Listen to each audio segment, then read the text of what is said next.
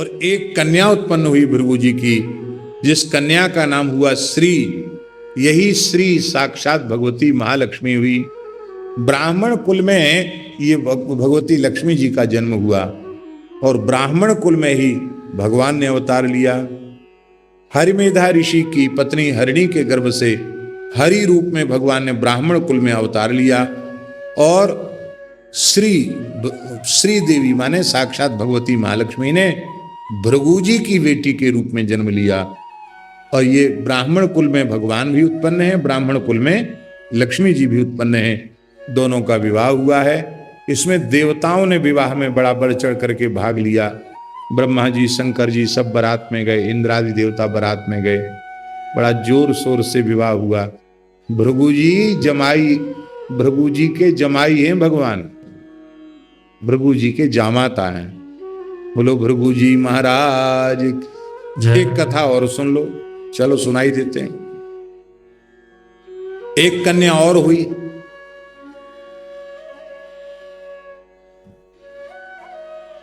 उस कन्या का नाम था दरिद्रा। वो लक्ष्मी जी से बड़ी थी, इसलिए उनका नाम ज्येष्ठा हुआ।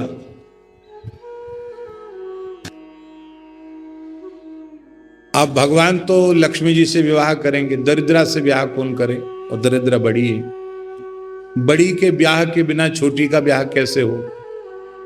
भगवान बेचारे कुंवारे ही रह रहे थे।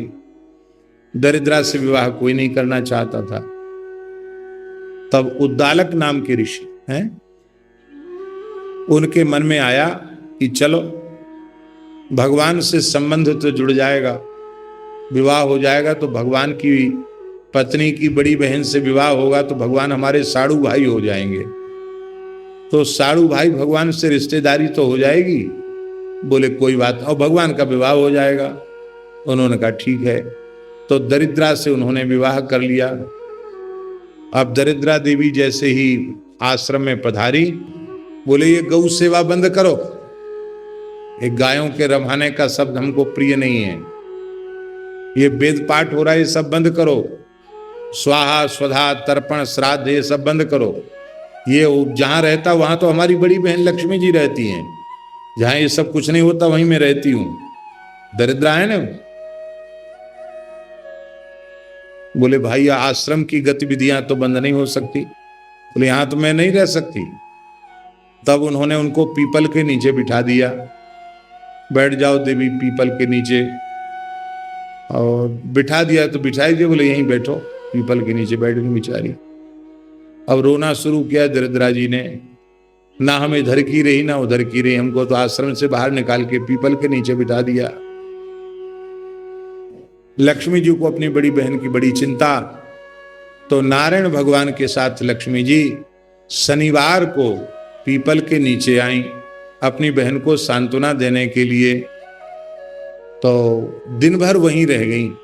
इसलिए शनिवार के दिन नारायण के सहित लक्ष्मी जी पीपल के नीचे ही विराजती हैं। इसलिए शनिवार के दिन पीपल को दंडवत प्रणाम करना। हो सके तो पीपल में भारतीय देसी गाय का दूध, उसमें थोड़ा सा गुड़, काला तिल और कुछ तेल मिश्रित करके पीपल में चढ़ाना। इतना नहीं हो तो केवल जल ही चढ़ाना। और कम से कम 4 प्रदक्षिणा पीपल की करना, पीपल का आलिंगन करना। सैकड़ों जन्मों में भी वह व्यक्ति दरिद्र नहीं होता जो शनिवार को पीपल का स्पर्श कर लेता है, कभी दरिद्र नहीं होता। रविवार के दिन बिठाया था पीपल के नीचे उनको, इसलिए रविवार के दिन पीपल को छूना नहीं चाहिए, क्योंकि दरिद्रता आ जाती है पीपल के स्पर्श से। रविवार को मत छुओ, बाकी सब दिन जल तो रोज चढ़ा सकते हैं, पर रविवार को पीपल का स्पर्श नहीं करना चाहिए। शनिवार को विशेष रूप में पीपल का पूजन करना चाहिए, उससे शनि ग्रह की पीड़ा भी शांत होती है।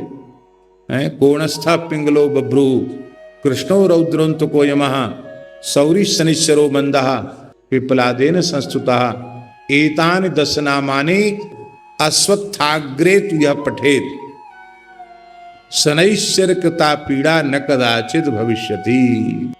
शनि ग्रह की पीड़ा समाप्त हो जाती है, ऐसा है। इस प्रकार से बड़ी सुंदर सुंदर पुराणों में कथाएं हैं। जय श्री कृष्ण। दोस्तों, इस दिव्य कथा से हमें एक बहुत गहरा संदेश मिलता है। जहाँ भक्ति, सेवा और अच्छे कर्म होते हैं, वहाँ माँ लक्ष्मी खुद चलकर आती है।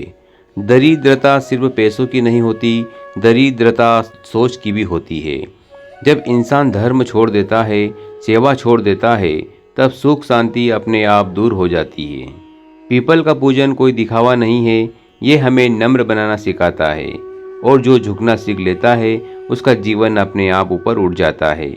अगर आपके जीवन में रुकावटें आ रही है, मेहनत के बाद भी फल नहीं मिल रहा, तो घबराइए मत। बस अपने कर्म ठीक करिए, माता पिता का सम्मान करिए, गुरु और ईश्वर पर भरोसा रखिए। शनिवार को पीपल का स्पर्श, सेवा का भाव और सच्ची श्रद्धा, यही वो रास्ता है जहाँ से शनि की पीड़ा भी खत्म होती है और माँ लक्ष्मी का वास भी होता है। याद रखिए दोस्तों, भगवान देर करते हैं, अंधेर नहीं। अगर कथा दिल को छू गई हो तो वीडियो को लाइक करें, अपने परिवार के साथ शेयर करें और चैनल को सब्सक्राइब जरूर करें। जय माँ लक्ष्मी।